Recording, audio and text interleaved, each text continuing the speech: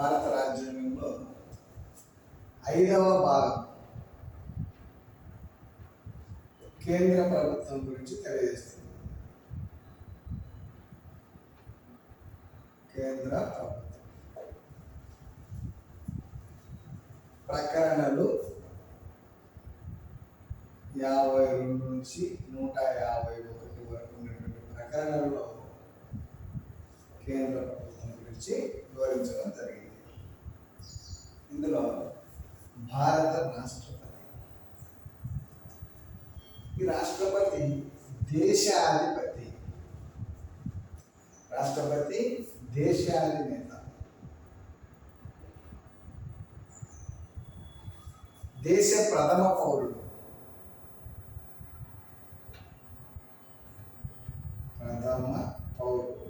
దేశ ప్రథమ పౌరుడు రాష్ట్రపతి.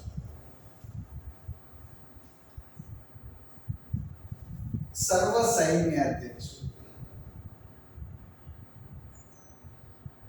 సర్వ సైన్యాధ్యక్షుడు రాష్ట్రపతి. దేశాధినేత రాష్ట్రపతి, దేశ ప్రథమ పౌరుడు రాష్ట్రపతి, సర్వ సైన్యాధ్యక్షుడు రాష్ట్రపతి. దేశం యొక్క పరిపాలన మొత్తము రాష్ట్రపతి పేరు మీద రాష్ట్రపతి ద్వారా జరుగుతుంది. దేశ పరిపాలన మొత్తం రాష్ట్రపతి పేరు మీద రాష్ట్రపతి ద్వారా జరుగుతుంది. ఈ అంశాన్ని సర్వ సైన్యాధ్యక్షుడు అనే అంశాన్ని మనం అమెరికా రాజ్యాంగం నుండి గ్రహించాం. అమెరికా రాజ్యాంగం రాష్ట్రపతి తన పరిపాలనను స్వయంగా కానీ ఇతర అధికారుల సహాయంతో కానీ నిర్వహిస్తాడు. రాష్ట్రపతి తన పరిపాలనను స్వయంగా మన దేశం యొక్క భారతదేశ పరిపాలన మొత్తము రాష్ట్రపతి పేరు మీద రాష్ట్రపతి ద్వారా జరుగుతుంది. ఈ అంశాన్ని సర్వ సైన్యాధ్యక్షుడు అనే అంశాన్ని మనము అమెరికా రాజ్యాంగం నుండి గ్రహించడం జరిగింది. రాష్ట్రపతి తన అధికారాలను స్వయంగా కానీ లేదా ఇతర అధికారుల సహకారంతో కానీ నిర్వహించడం జరుగుతుంది. రాష్ట్రపతిని ఎన్నిక, రాష్ట్రపతిని ఎవరు ఎన్నుకుంటారంటే ఎన్నికల గణం ఎన్నుకుంటారు. ఎలక్టోరల్ కాలేజ్, ఎలక్టోరల్ కాలేజ్ రాష్ట్రపతిని ఎన్నికల గణం ఎన్నుకుంటుంది. రాష్ట్రపతిని ఎవరు ఎన్నుకుంటారంటే ఎన్నికల గణం ఎన్నుకుంటుంది. ఆ ఎన్నికల గణంలో ఎవరు ఉంటారంటే ఎన్నికల గణంలో రాజ్యసభకు ఎన్నికైన సభ్యులు, రాజ్యసభకు ఎన్నికైన సభ్యులు. ఈ రాజ్యసభకు ఎన్నికైనటువంటి సభ్యులు, రాజ్యసభలో మొత్తం సభ్యుల సంఖ్య 250 ఉండాలి గరిష్టంగా. ప్రస్తుతం వచ్చేసి 245. అందులో 12 మందిని రాష్ట్రపతి కళలు, సాహిత్యము, సాంఘిక సేవ, శాస్త్ర సాంకేతిక రంగాల్లో నిష్ణాతులైన వారిని 12 మంది రాష్ట్రపతి నియమిస్తే రాజ్యసభకు ఎన్నికయ్యే సభ్యులు 233 మంది రాజ్యసభకు. అలాగే లోక్సభకు ఎన్నికైన సభ్యులు, లోక్సభకు ఎన్నికైన సభ్యులు 543. గరిష్టంగా లోక్సభలో ఉండవలసిన సభ్యుల సంఖ్య 552 అయితే ప్రస్తుతం 545 ఉన్నాయి. అందులో ఆ 2 ఆంగ్లో ఇండియన్లు పోతారు. 2 ఆంగ్లో ఇండియన్లు పోతే 540. 104వ రాజ్యాంగ సభ, 104వ రాజ్యాంగ సభ, 104వ రాజ్యాంగ సభ ద్వారా లోక్సభలో ఆంగ్లో ఇండియన్లకు రిజర్వేషన్ తొలగించడం జరిగింది. కాబట్టి ప్రస్తుతం లోక్సభలో ఆంగ్లో ఇండియన్లకు ప్రాతినిధ్యం లేదు. కాబట్టి లోక్సభకు ఎన్నికైనటువంటి సభ్యులు 540. అన్ని రాష్ట్రాల విధాన సభలకు ఎన్నికైనటువంటి సభ్యులు 4120. అన్ని రాష్ట్రాల విధాన సభలకు ఎన్నికైనటువంటి సభ్యులు టోటల్గా ఎన్నికల గణంలో ఉండేటువంటి మొత్తం సభ్యుల సంఖ్య 4796. 4796. ఇది ఎన్నికల గణం. ఎన్నికల గణంలో ఎవరు ఉంటారంటే రాజ్యసభకు ఎన్నికైనటువంటి సభ్యులు, అన్ని రాష్ట్రాల అన్ని రాష్ట్రాల విధానసభలకు ఎన్నికైన సభ్యులు, విధానసభలకు ఎన్నికైనటువంటి సభ్యులు, లోక్సభకు ఎన్నికైనటువంటి సభ్యులు, వీళ్ళంతా మొత్తము ఎన్నికల గణంలో ఉండేటువంటి సభ్యులు. రాష్ట్రపతి ఎన్నికల్లో పాల్గొనని వారు, రాష్ట్రపతి ఎన్నికల్లో పాల్గొనని వారు రాజ్యసభకు ఎన్నికైనటువంటి 12 మంది సభ్యులు, లోక్సభకు ఇద్దరు ఆంగ్లో ఎన్నికైన వారు వాళ్ళని తీసివేయడం జరిగింది. కాబట్టి లోక్సభకు నియమింపబడినటువంటి, రాజ్యసభకు రాష్ట్రపతి చేత నియమించబడినటువంటి 12 మంది సభ్యులు, లోక్సభకు రాష్ట్రపతి చేత నియమించబడేటువంటి ఇద్దరు ఆంగ్లో ఇండియన్లు. వీళ్ళ ఆంగ్లో ఇండియన్లకు 104వ రాజ్యాంగ సవరణ ద్వారా తొలగించడం జరిగింది. కాబట్టి ఇది ఉండదు. తర్వాత విధానసభలకు గవర్నర్ల చేత నియమించబడేటువంటి ఒక్కొక్కరు, అన్ని రాష్ట్రాల విధానసభలకు గవర్నర్ చేత నియమించబడేటువంటి ఒక్కొక్కరు. మరియు 6 రాష్ట్రాల విధాన పరిషత్తుల సభ్యులు, 6 రాష్ట్రాలు, 6 రాష్ట్రాల విధాన పరిషత్ కలిగినటువంటి రాష్ట్రాలు ఏంటివి? విధాన పరిషత్. ఈ విధాన పరిషత్ కలిగినటువంటి రాష్ట్రాలు 6 రాష్ట్రాలు. ఆ 6 రాష్ట్రాలు వచ్చేసి ఆంధ్రప్రదేశ్, తెలంగాణ, కర్ణాటక, మహారాష్ట్ర, బీహార్, ఉత్తరప్రదేశ్. ఈ 6 రాష్ట్రాలు, 6 రాష్ట్రాల విధాన పరిషత్ సభ్యులు. ఈ 6 రాష్ట్రాల విధాన పరిషత్ సభ్యులు కూడా రాష్ట్రపతి ఎన్నికల్లో పాల్గొనరు. రాష్ట్రపతి ఎన్నికల్లో పాల్గొనని వాళ్ళు 6 రాష్ట్రాల విధానసభకి ఎన్నికైనటువంటి సభ్యులు కూడా పాల్గొనరు. ఓకే,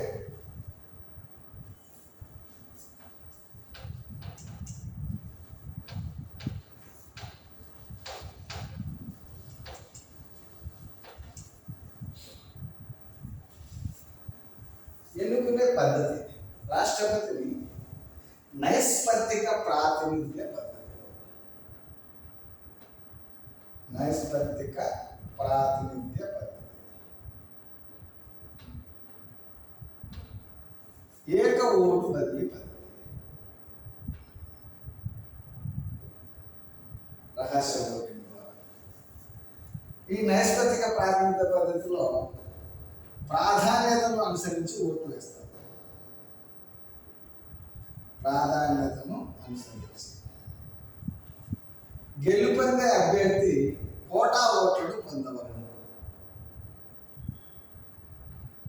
గెలుపొందే అభ్యర్థి కోటా ఓట్లు అనగా 50% కంటే ఎక్కువ, 50% కన్నా ఎక్కువ ఓట్లను పొందవచ్చు. ప్రాధాన్యతను అనుసరించి ఓట్లు వేయాలి. గెలుపొందే అభ్యర్థి కోటా ఓట్లను పొందవలసి ఉంటుంది. ఏక ఓటు బదిలీ పద్ధతి, ఏక ఓటు బదిలీ పద్ధతి. తొలగింపు ప్రక్రియ.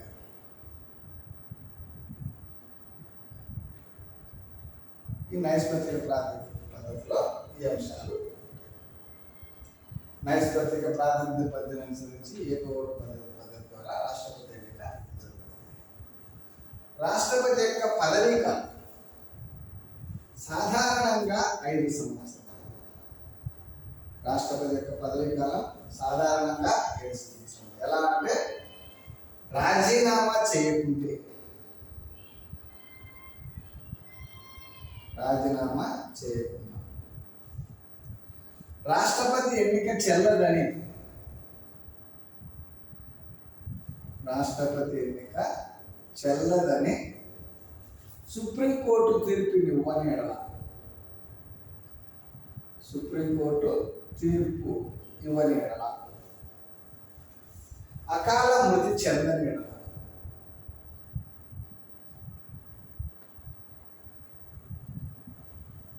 అకాల మృతి చెందని ఎడల, మహాభియోగ తీర్మానం ద్వారా తొలగించబడిన ఎడల, మహాభియోగ తీర్మానం ద్వారా తొలగించబడుతుంటే ఈ కారణాలు చెప్పారు.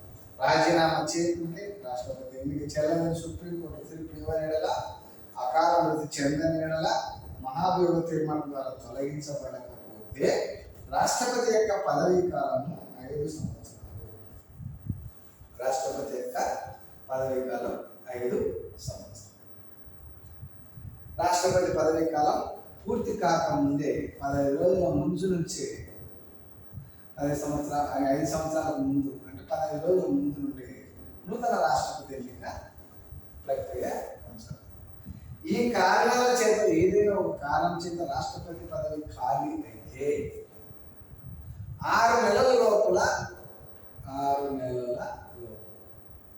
రాష్ట్రపతి ఎన్నిక జరపవలేను. ఏదైనా ఈ కారణాల చేత రాజీనామా చేసినప్పుడు, రాష్ట్రపతి ఎన్నిక చెల్లదని సుప్రీంకోర్టు తీర్పు ఇచ్చే సందర్భంలో, అకాల మృతి చెందిన ఎడల, మహాభియోగం తీర్మానం ద్వారా తొలగించబడితే రాష్ట్రపతి పదవి ఖాళీ ఏర్పడుతుంది. ఆ సమయంలో రాష్ట్రపతి ఎన్నిక ఖాళీ ఏర్పడితే 6 నెలల లోప నూతన రాష్ట్రపతి ఎన్నిక నిర్వహించవలను. 6 నెలలు. ఈ కారణాలు అలా కాకుండా 5 సంవత్సరాల పదవీ కాలం కొనసాగితే పదవీ కాలం మిగలడానికంటే 15 రోజుల ముందు నుంచే 15 రోజుల ముందు నుండి నూతన రాష్ట్రపతి ఎన్నిక ప్రక్రియ ప్రారంభించాలి. 15 రోజుల ముందు నుంచి నూతన రాష్ట్రపతి ప్రక్రియను ప్రారంభించాలి.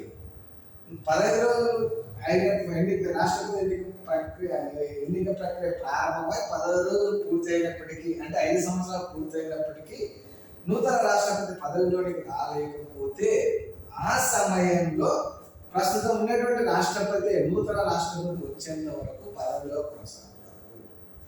అలా కాకుండా ఈ కారణాల చేత రాష్ట్రపతి పదవి ఖాళీ ఏర్పడితే అప్పుడు ఉపరాష్ట్రపతి రాష్ట్రపతిగా నిర్వహించారు.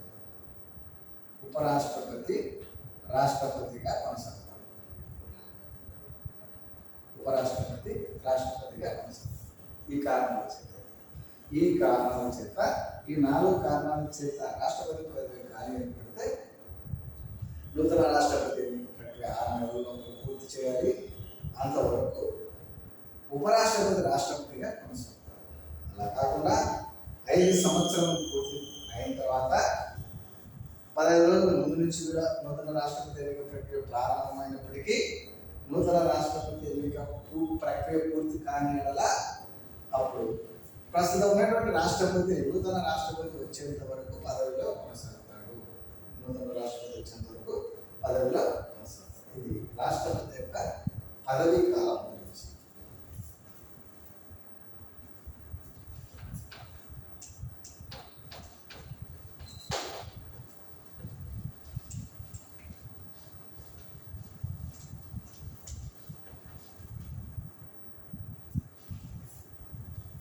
రాష్ట్రపతి ఒక వ్యక్తి రాష్ట్రపతి పదవికి ఎన్నిసార్లైనా ఎన్నిక కావచ్చు.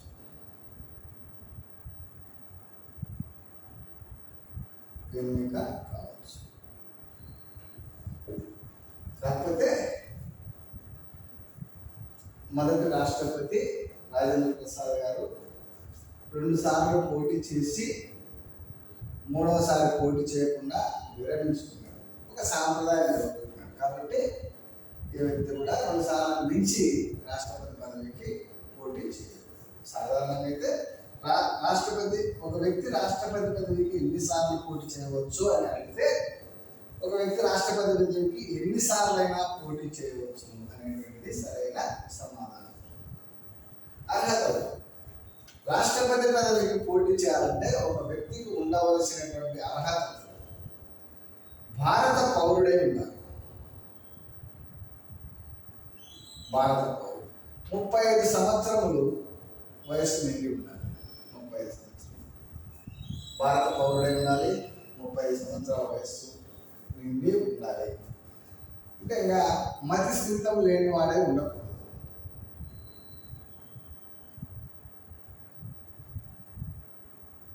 మతి స్థితం లేని వాడే ఉండకూడదు. లోక్సభకు ఎన్నికై అర్హతను కలిగి ఉండాలి. లోక్సభకు ఎన్నికయ్యే అర్హత ఉండాలి. లోక్సభకు ఎన్నికయ్యే అర్హత కలిగి ఉండాలి.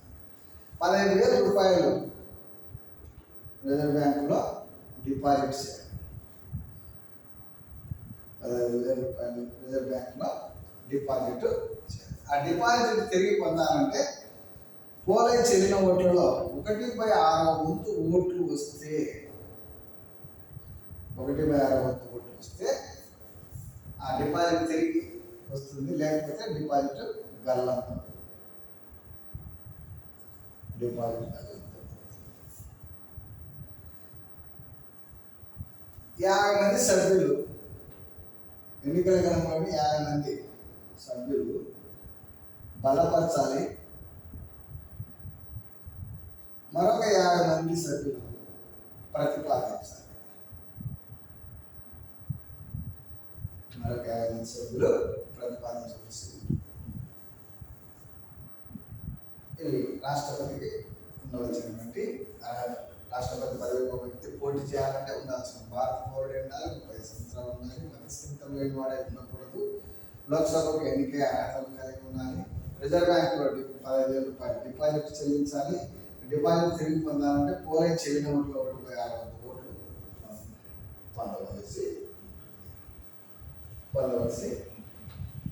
ఇది 50 మంది సభ్యులు, ఎన్నికల గణంలో ఉన్నటువంటి 50 మంది సభ్యులు బలపరచాలి. 50 మంది సభ్యులు వచ్చేసి ప్రతిపాదించవలసి. జీతభత్యాలు. రాష్ట్రపతి యొక్క జీతభత్యాలు కేంద్ర సంఘటిత నిధి నుండి చెల్లించబడతాయి. రాష్ట్రపతి యొక్క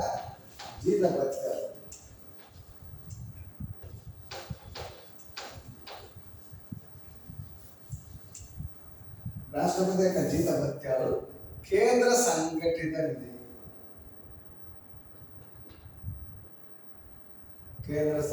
నిధి నుండి చెల్లించబడతాయి. రాష్ట్రపతి యొక్క జీతభత్యాల గురించి 2వ షెడ్యూల్లో పార్లమెంటు మార్పు చేయనంత వరకు 2వ షెడ్యూల్లో పేర్కొన్నటువంటి జీతభత్యాలనే రాష్ట్రపతి పొందుతారు. తగ్గించడానికి పార్లమెంటు మార్పు చేసేంత వరకు, పార్లమెంటు మార్పు చేసి ఆమోదించేంత వరకు 2వ షెడ్యూల్లో పేర్కొనే విధంగా ఉంటాయి. కేంద్ర సంఘటిత నిధి నుండి చెల్లించబడతాయి. ఐటీ పరిధి కిందికి రావు.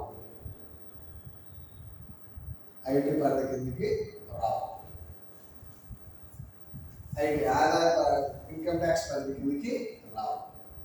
పార్లమెంటులో ఓటింగ్ పెట్టరాదు.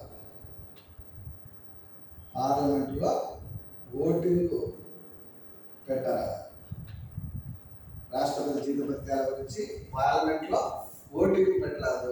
ఐటీ పరిధి కిందికి రావు. 2వ షెడ్యూల్లో పేర్కొనే విధంగా రాష్ట్రపతి యొక్క జీతభత్యాలు చెల్లించబడతాయి. రాష్ట్రపతి యొక్క జీతభత్యాల గురించి 2వ షెడ్యూల్లో పేర్కొనడం జరిగింది. ప్రస్తుతం రాష్ట్రపతి యొక్క జీతభత్యాలు 5 లక్షల రూపాయలు. 5 లక్షలు. రిటైర్డ్ అయిన తర్వాత జీతంలో 50% పెన్షన్ వస్తుంది. ఇతర సౌకర్యాలు కూడా ఉచిత నివాస భవనం. రాష్ట్రపతి నివాస భవనం పేరు రాష్ట్రపతి భవన్. ఇక్కడ ప్రపంచ ప్రసిద్ధిగాంచినటువంటి మొఘల్ గార్డెన్స్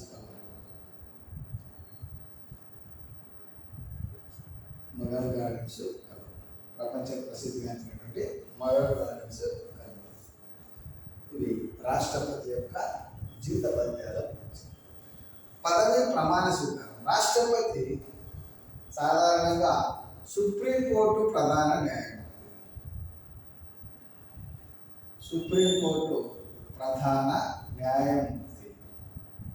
సుప్రీంకోర్టు ప్రధాన న్యాయమూర్తి సమక్షంలో రాష్ట్రపతి పదవి ప్రమాణ స్వీకారం చేస్తారు. ఆయన లేకపోతే సుప్రీంకోర్టు సీనియర్ న్యాయమూర్తి సమక్షంలో ప్రమాణ స్వీకారం. ఈ రాష్ట్రపతే కాకుండా రాష్ట్రపతి పదవి కాలేనప్పుడు ఉపరాష్ట్రపతి రాష్ట్రపతిగా వ్యవహరించే సమయంలో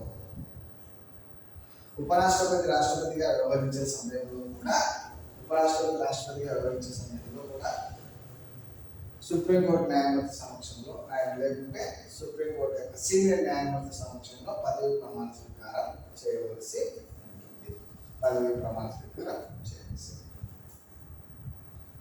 ఓకే.